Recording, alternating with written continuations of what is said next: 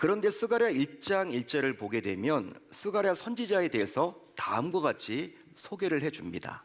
어떻게 나와 있느냐? 이또의 손자 베레가의 아들이라고 나와요.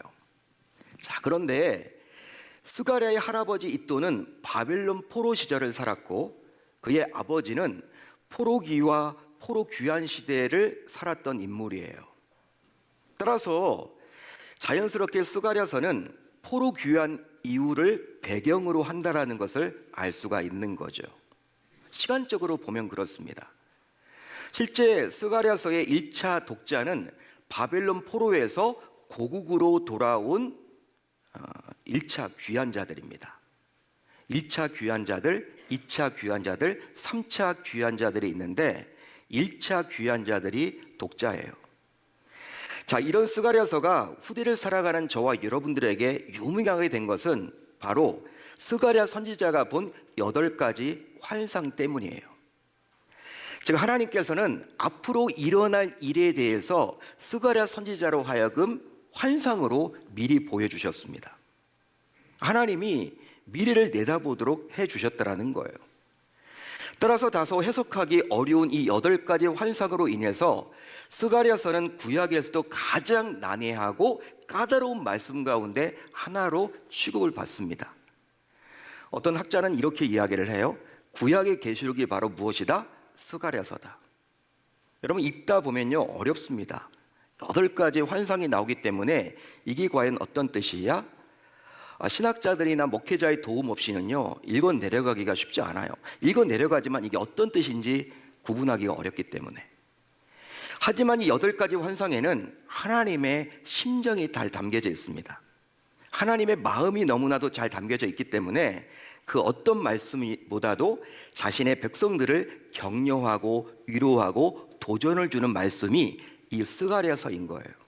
그렇기 때문에 읽으면요 읽을 때는 힘들어도 어떤 뜻인지 알게 되면요 마음에 평안이 있고 위로를 받습니다.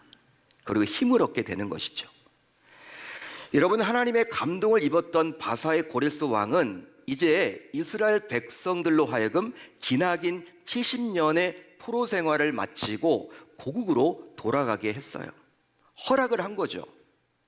자, 그렇게 해서 1차 귀환자들은 오매불만 고대하던 고국으로 귀환하게 되었습니다. 그렇게 꿈에 그리던 고국으로 돌아오게 된 거예요.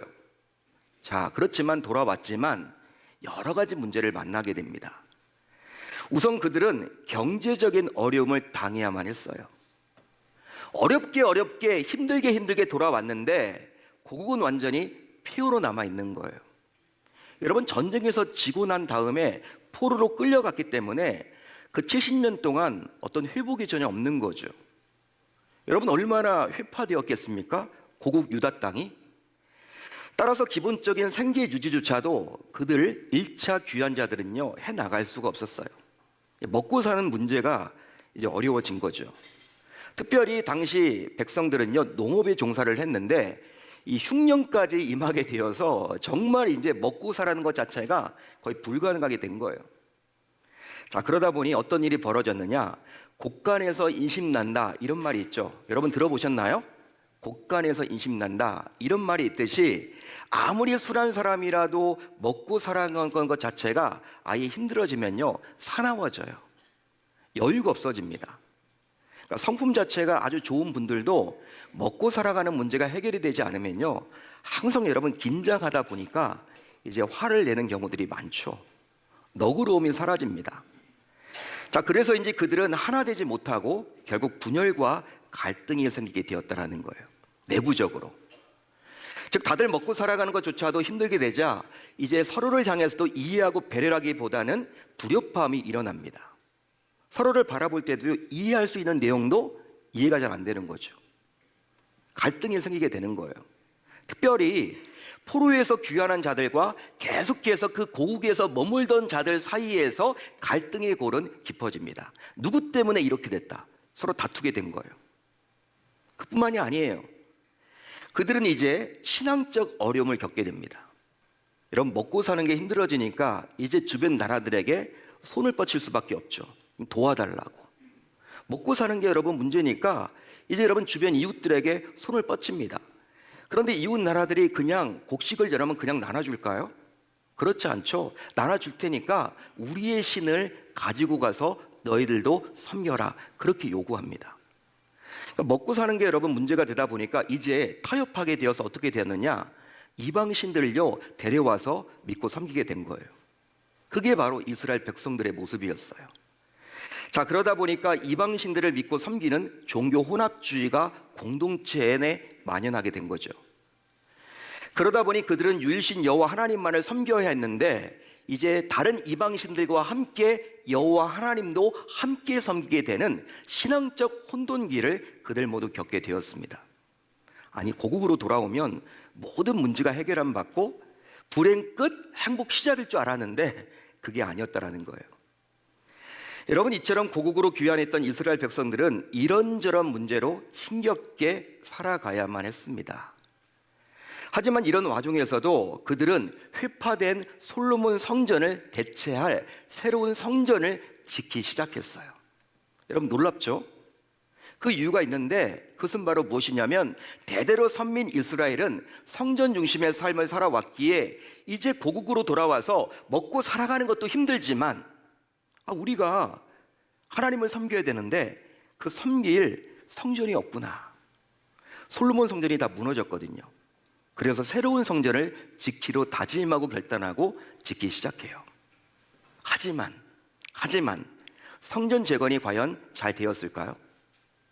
여러분, 성전 재건이 과연 계획대로 잘 되었을까요? 계획대로 잘 될 리가 없죠. 잘 되질 못했어요. 여러분, 계획대로 잘 되면 얼마나 좋겠습니까? 그런데 잘 되지 못하는 거예요. 즉, 이미 그 지역에 살고 있던 사마리아 사람들의 온갖 방해와 핍박과 거짓 모함으로 말미암아 성전 건축 계획은요 계획대로 추진되지 못하는 거예요. 자, 그 결과 무려 16년 동안이나 성전 재건은요 멈춰버렸습니다. 여러분, 몇 년이라고요? 16년. 16년이나 성전 재건이 되지 못하는 거예요.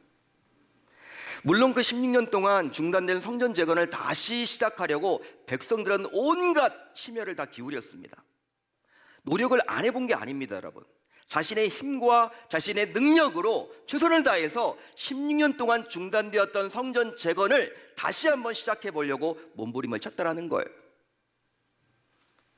하지만 왜 중단된 성전 건축은 다시 시작되지 못했을까요? 여러분, 16년 동안 그렇게 노력을 했는데 왜 안 되었던 것일까요? 여러분, 이런 상황에 놓인 백성들에게 하나님께서는 스가랴 선지자를 통해서 8가지 환상을 보여주셨고, 이제 오늘 우리가 살펴보고 있는 환상이 바로 5번째인 순금 등잔대와 두 감람나무에 관한 환상입니다. 이런 배경에서 오늘 말씀을 여러분들이 살펴보셔야 하는 거예요. 자, 그런데 스가랴 선지자는 이 5번째 환상을 보던 중에 다음과 같은 하나님의 놀라운 음성을 듣게 되었어요. 환상을 보는 도중에 하나님으로부터 음성이 들리기 시작합니다. 어떤 음성입니까? 바로 오늘 말씀 6절이에요. 우리 한번 같이 읽어봅니다. 시작. 만군의 여호와께서 말씀하시되 이는 힘으로 되지 아니하며 능력으로 되지 아니하고 오직 나의 영으로 되느니라. 아멘. 오직 나의 영으로 되느니라. 할렐루야. 자, 그렇다면 과연 그 무엇이 힘으로도 능력으로도 안 되는 것일까요?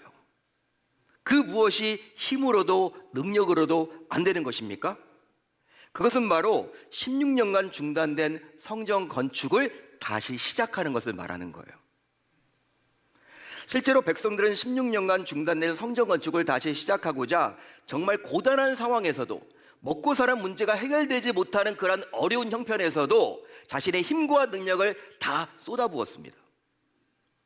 즉, 최선을 다해서 자신의 모든 것을 열심히 쏟아부은 거죠. 자, 그러면 백성들이 동원했던 힘은 과연 뭘까요? 백성들이 동원했던 힘은 과연 무엇입니까? 히브리어 원어를 보게 되면 이 힘을 가리켜서 하일이란 단어를 씁니다. 하일. 그런데 이 하일이란 단어는 어떤 뜻을 가지고 있냐면 육적인 힘, 군대, 재산과 관련된 모든 종류의 능력을 의미해요. 한마디로 요즘 우리가 이야기하는 그 파워를 말하는 거예요. 군사력이나 여러분 육체적인 힘이나 재력이나 여러분 지식이나 눈에 보이는 그 힘을 말합니다. 눈에 보이는 그 힘을 말하는 거예요. 요즘 사회에서 통용되는 그 파워를 말하는 거죠. 그게 바로 이 하일이란 거예요. 자, 그렇다면 백성들이 사용했던 능력은 과연 뭘까요? 능력. 힘이 나와 있고 능력이 나와 있죠? 능력은 히브리어 원어로 코하르라는 단어를 쓰는데 이 코하르라는 단어는 의지나 결단이나 마음의 힘을 말합니다. 그러니까 하일, 이 힘은요, 눈에 보이는 힘이죠. 육적인 힘, 재력, 군대를 말한다면, 우리가 보편적으로 이야기하는 그 힘을 말한다면, 이 코하르란 이 힘은요, 이 능력은요, 눈에 보이지 않는 의지나 결단이나 마인드 컨트롤, 여러분 마음의 힘을 말하는 거예요. 따라서 이처럼 인간에게 있어서 이 하일과 코하르는 전부라고 할 만큼 대단한 에너지임에 틀림이 없는 거예요. 그러니까 인간이 가지고 있는 모든 힘을 말하는 거예요. 모든 능력을 말하는 거예요. 눈에 보이건 보이지 않건 모든 전부를 쏟아 부었다라는 거예요. 자, 그렇다면 이제 이런 의문이 들 겁니다. 이런 의문을 우리가 가지게 돼요. 바로 그들은 정말 죽을 만큼 최선을 다해서 자신의 힘과 능력을 다 쏟아부었는데 왜 16년 동안 목표한 것을 전혀 이루지 못했던 것일까? 여러분, 단 1cm도 단 1mm도 단 여러분 높이 올라가는 게 없어요. 성전 재건이 여러분 중단되었는데 16년 동안 정말 먼지만 날리고 아무것도 되지 않습니다.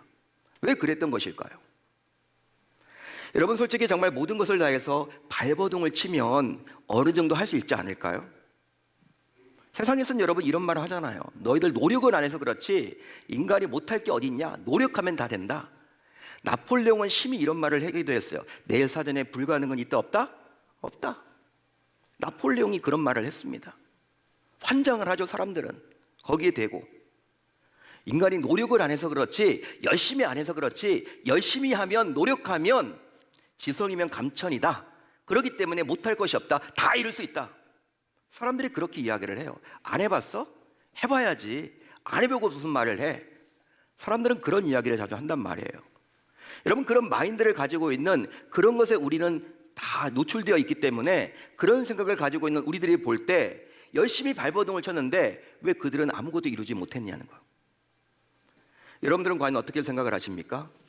실제로 저와 여러분들 역시 삶을 살면서 힘과 능력을 다해서 오늘도 열심히 살아가고 있지 않나요? 그 결과 어느 정도 여러분들이 삶을 살고 있고 이 자리에 나와서 지금 예배를 드리는 것도 아닌가요? 자, 그런데 왜 그들은 자신의 힘과 능력으로 무려 16년간 중단되었던 성전 재건을 전혀 조금도 진척시키지 못했던 것일까요? 자, 그러면 도대체 왜 힘과 능력으로 안 되었습니까? 만약 그들에게 문제가 있다면 그들에게 과연 무엇이 문제란 말입니까? 실제 그들이 힘써 애써도 안 된다라고 하나님께서 선포하신 것은 정말 그들의 힘과 능력으로 할 수 없기 때문입니다. 할 수 없기 때문이에요.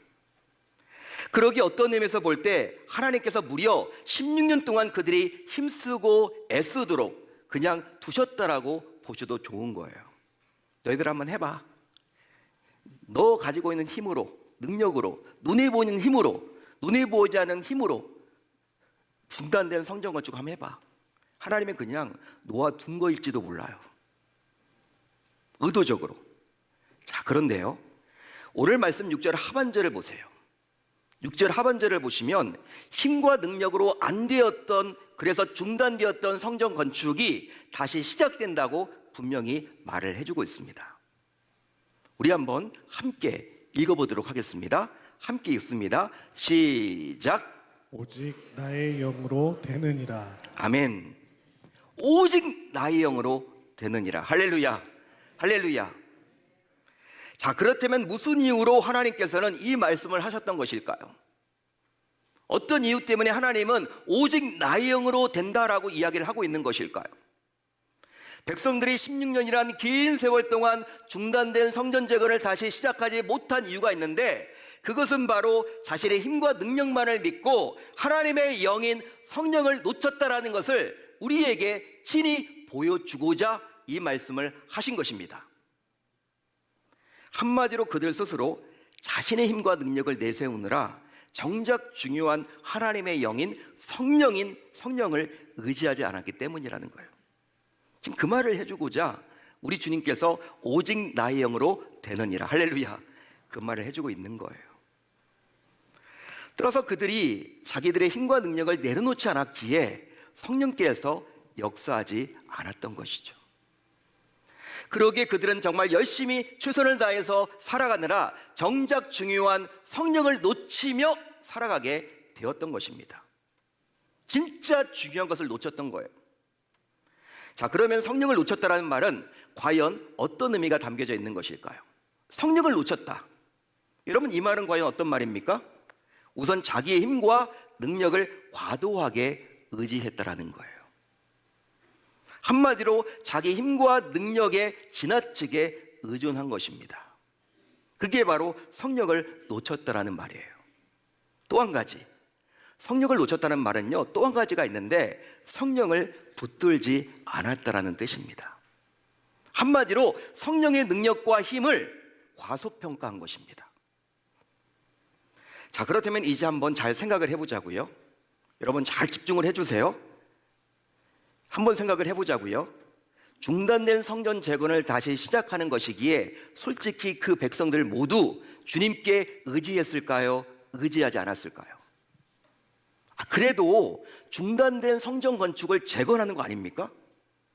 여러분, 중단된 성전 건축을 재건하는 일은 하나님의 일 아닌가요?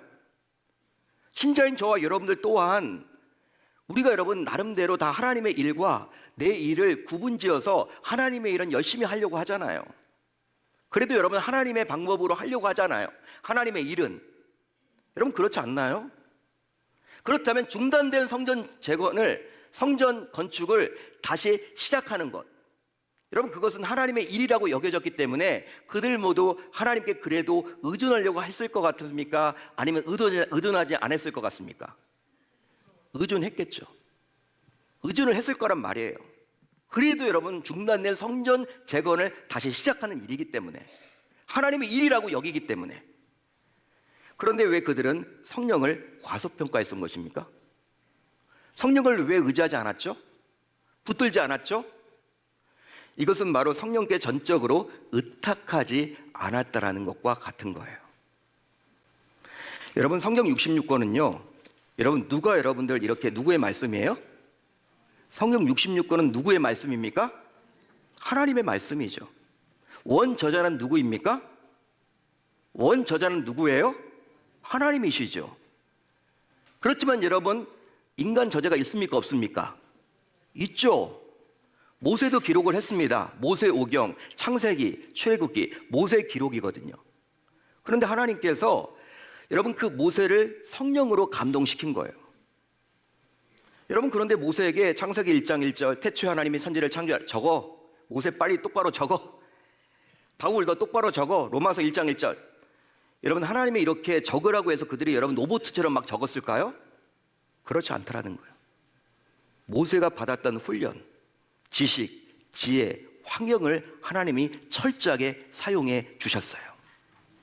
바울이 받았던 지혜, 지식, 환경, 경험을 하나님이 이용하셨습니다. 마찬가지예요, 여러분. 어떤 분들은요, 여러분 성령을 자꾸 여러분 왜곡해서 성령 하나님께서 다 해주시는데 내가 뭐 할 게 있나? 노력을 안 해요. 열심히 안 살아. 공부도 안 하는데 여러분 서울대 간다고 기도만 한다고 될까요, 여러분? 하나님은 그렇게 무당처럼 일하시지 않는다라는 거예요. 기복적으로 일하시지 않는다라는 거예요. 지극히 인격적인 분이시기 때문에 바로 자신이 우리에게 주신 힘과 능력을 사용하십니다. 그러기에 우리는 자신의 힘과 능력이 필요 없다고 여기는 대신에 우선해서 자신의 힘과 능력을 내려놓아야 하는데, 그것은 바로 성령이 내 힘과 능력을 주도적으로 사용토록 하기 위함입니다. 여러분 믿으시면 아멘. 다음으로 성령은 자신이 사용하는 자를 통해서 일하십니다.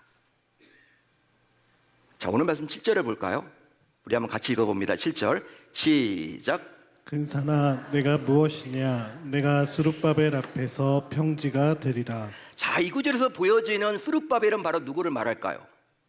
스룹바벨. 스룹바벨은 고국으로 1차 귀한 자들을 이끌고 왔던 이스라엘의 리더였어요. 근데 그는 당시 페르시아 황제에 의해서 총독으로 임명까지 받았습니다.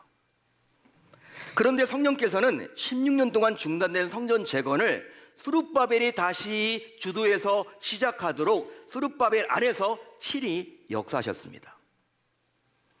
즉 성전 재건 시작도 스룹바벨이 시작했기에 무려 16년 동안 중단되었던 성전 재건의 시작도 다시 스룹바벨이 하도록 필요를 공급하셨어요.